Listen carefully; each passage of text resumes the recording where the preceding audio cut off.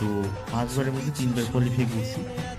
তার মধ্যে ২ বার normal net qualify করছি। আর এইবার মানে ব্যাংক, এদিকে তো ব্যাংক চালাকালীন অবস্থাতেও এবার আমার জিআরএফটা হয়েছে।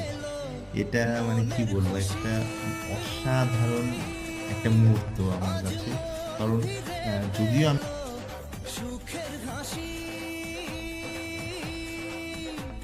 এলো, যে স্বপ্নের দিন ও কাছে এলো।